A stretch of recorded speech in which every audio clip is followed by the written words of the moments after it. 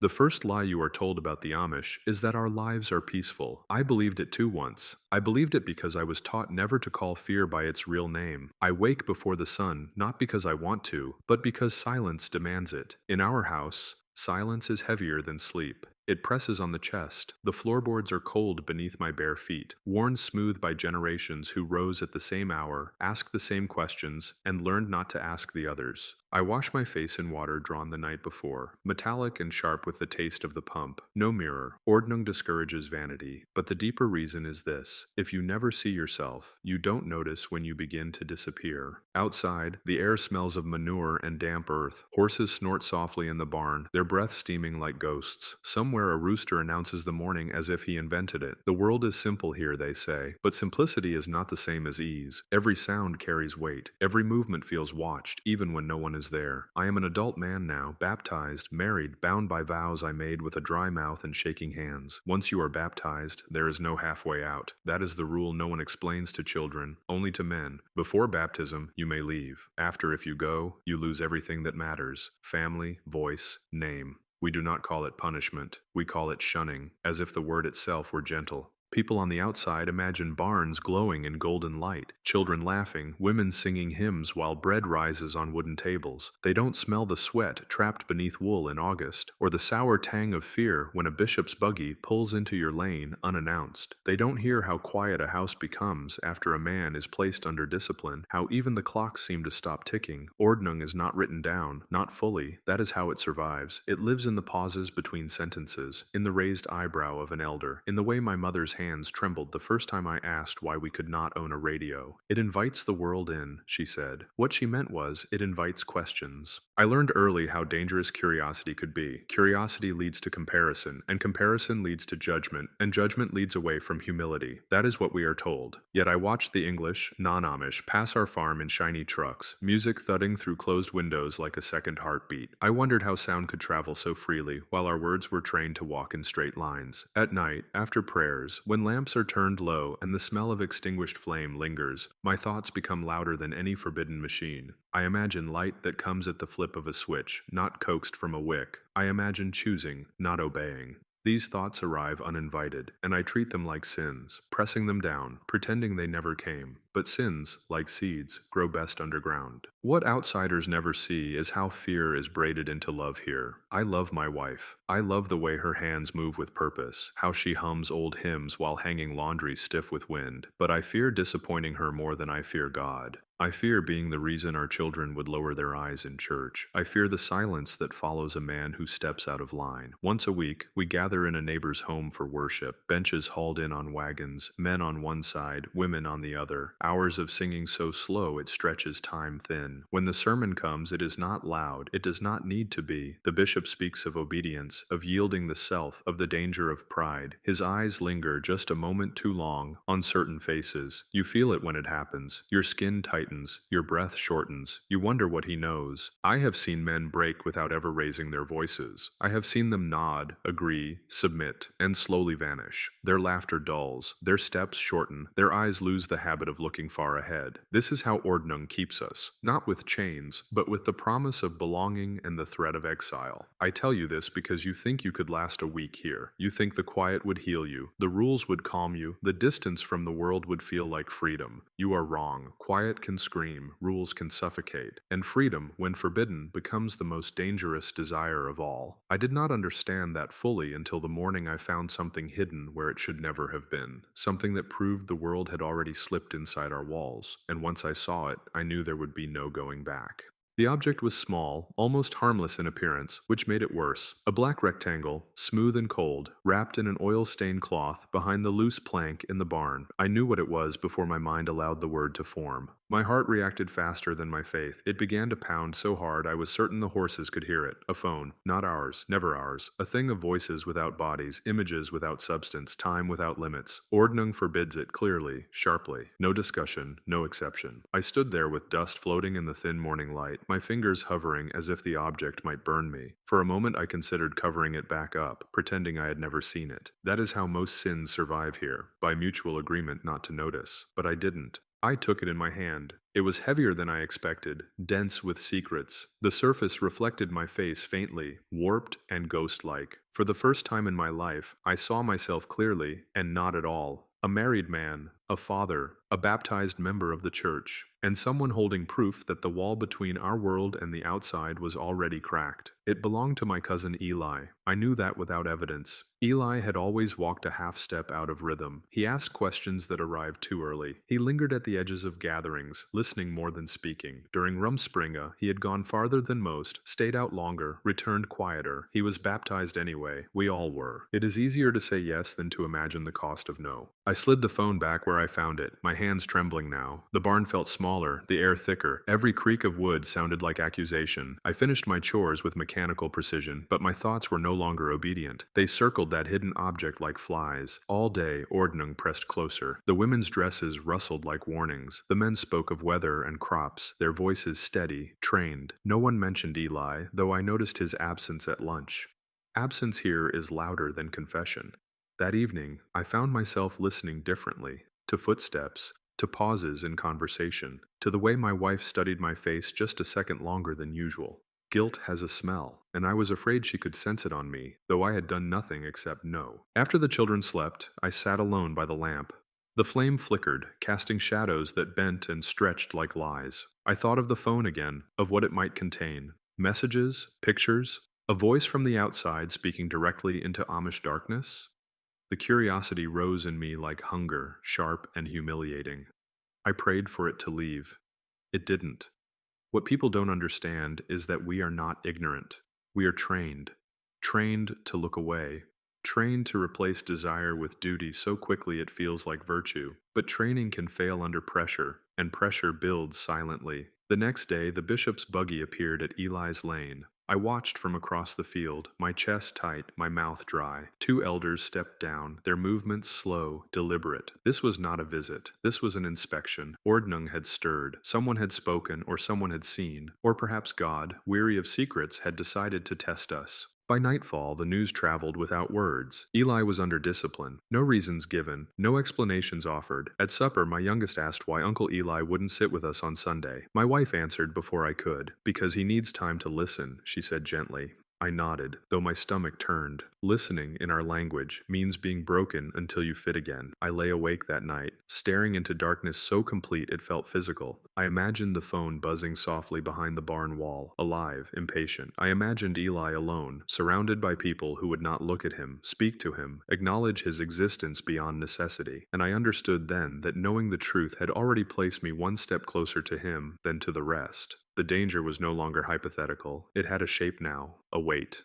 and it was pulling me forward, whether I wanted it to or not. Eli did not come to church the following Sunday. That was how I knew the discipline had deepened. When a man is still allowed to sit on the bench, there is hope. When he stays home, hope has been postponed indefinitely. Worship was held at our place that day. Our place. The irony settled in my gut like spoiled milk. Wagons arrived early, wheels crunching gravel, horses stamping and snorting as if they sensed the tension inside the house. Benches were carried in, set in careful lines. The smell of damp wool and polished wood filled every corner. My wife moved quietly, efficiently, her face composed in the way only a lifetime of obedience can teach. I was expected to lead in silence, to host without hosting, to be present without being seen. But my thoughts kept slipping away from the hymns, away from the long prayers, back to the barn, to the loose plank, to the forbidden thing breathing quietly in the dark. The singing began, slow and heavy. One note stretched until it trembled. I felt it in my ribs, pressing inward. Our songs are meant to empty us, to strip away the self until only submission remains. Usually they work. That day, they scraped against something raw.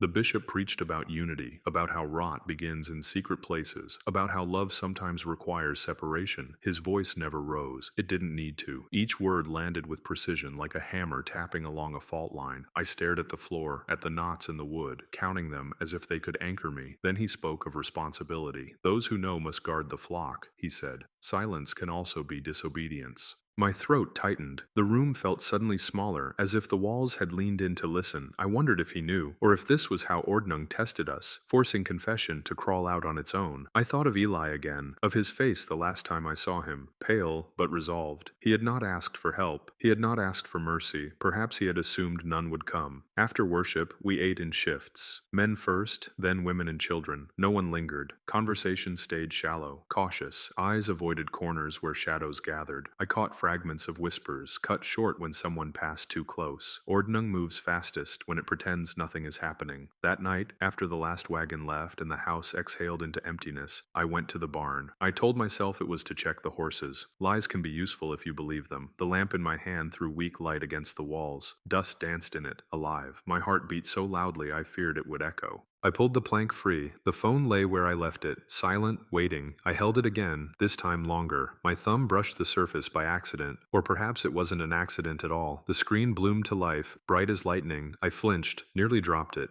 Light filled the stall, unnatural, beautiful, terrifying. In that instant, I felt seen by a world I had never met. There were messages, names I didn't recognize, words I barely understood, a missed call, and then a picture. Eli stood in it, smiling, standing beside a woman in jeans, her arm around his waist. They looked free in a way that hurt to witness. The background was a city street, blurred with motion, noise captured in stillness. I stared until my eyes burned. This was not rebellion. This was longing made visible. Footsteps crunched outside the barn. I froze, the light still glowing in my hands. The steps drew closer, slow, deliberate. Someone cleared their throat. "Brother?" a voice called softly. I knew that voice. The light in my hand suddenly felt heavier than any sin I had ever carried. I did not turn around at first. I couldn't. The light from the phone washed over my fingers, my sleeves, the straw at my feet, exposing more than just the object in my hand. It exposed me. "Brother," the voice repeated, closer now. It was my father. Even as an old man, he moved without hurry, his steps measured, as if time itself had agreed not to rush him. I felt the weight of generations standing behind him, all of them watching through his eyes. I closed the screen, plunging the stall back into lamplight, but the damage was already done. Darkness could not undo what had been seen. He did not ask what I was holding. That was the cruelest part. He already knew, or he knew enough. He had lived long enough to recognize the posture of guilt, the stillness of a man caught between worlds. "You should be in the house," he said. His voice was not angry. Anger would have been easier. It was tired.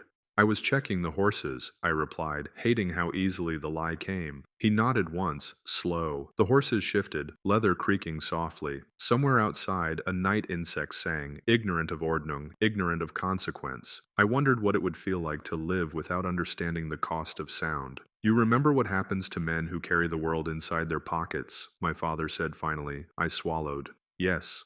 He stepped closer, close enough that I could smell him. Hay, soap, old wool. Familiar, safe, and suddenly unbearably fragile. His eyes dropped briefly to my hands, then rose again to meet mine. "You are not a boy," he continued. "You know what you risk, and you know what you risk others." Others. My wife, my children, my parents, Eli. The word pressed against my chest until breathing hurt. He turned away without waiting for my answer. That, too, was a choice. One last chance to set things right without words. He left the barn, his steps fading into the night. I stood there long after he was gone.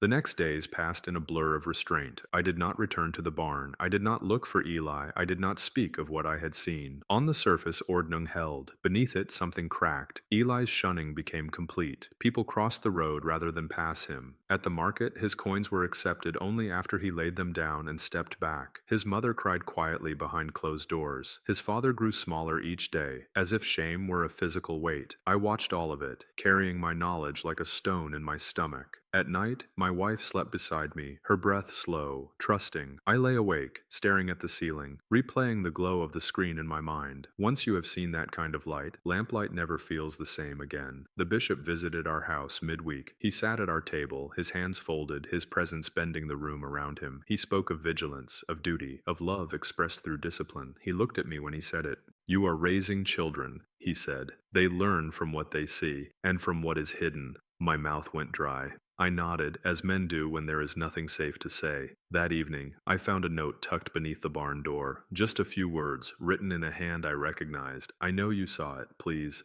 just talk to me." The paper shook in my hands. Talking to Eli would mean acknowledging him. Acknowledging him would mean breaking shunning. Breaking shunning would mean standing outside Ordnung, if only for a moment, but some moments are enough to ruin a lifetime. I folded the note and pressed it into my pocket. The barn loomed ahead of me, dark and waiting. I knew that if I walked inside, nothing would ever be the same again, and I also knew that if I didn't, I would never forgive myself. I waited until the house was asleep. Not the light, restless sleep of children, but the deep surrender of night when even conscience grows heavy. The lamps were out. The air smelled of cooling wood and soap. My wife shifted once, murmured my name, then settled again. I lay still until her breathing found its rhythm. Each second stretched thin, like wire pulled too tight. Then I rose. Outside, the moon was low and pale, barely strong enough to outline the fences. I moved without a lantern, guided by memory. Every step felt loud. Gravel seemed to shout beneath my feet. The barn waited, a darker shape within darkness, holding its breath. Eli was already there. He stood near the far stall, his hat in his hands, his shoulders hunched as if expecting a blow. In the dim light filtering through the cracks in the boards, he looked younger, stripped of the hardness discipline had carved into him. When he saw me, something flickered across his face. Relief, fear, gratitude, all of them, tangled. "You shouldn't have come," he whispered. "I know," I said. My voice sounded choosem even to me, but I did. We stood a few paces apart, careful not to touch. Physical closeness can be as dangerous as words. He smelled of sweat and cold night air, of loneliness. "They're going to make me confess," he said. "Not just the phone, everything, every thought, every place I went during Rumspringa. They want names, proof that discipline works." "And will you?" I asked. He looked at the floor. "I don't know how to lie anymore." Silence settled between us, thick and accusing. Somewhere a horse shifted, snorted softly, life going on, indifferent. "Why keep it?" I asked finally. "The phone." Eli's mouth tightened. "Because it was the only place I could breathe," he said. "Out there, I wasn't half a man. I wasn't watched. I wasn't measured. I could ask questions and not apologize for them. I thought of my children, of the way my son already lowered his eyes when elders spoke, of my daughter learning to make herself smaller with each year. They say the world will destroy us," Eli went on. "But what if it just shows us who we are?" The words landed like a blow. I had no answer. Ordnung teaches us what to fear, not what to want. Footsteps sounded outside the barn. This time, more than one. Lantern light bled through the cracks, slicing the darkness into pieces. Eli's eyes widened. He took a step back, panic sharp and sudden. "They followed me," he breathed. "Or you."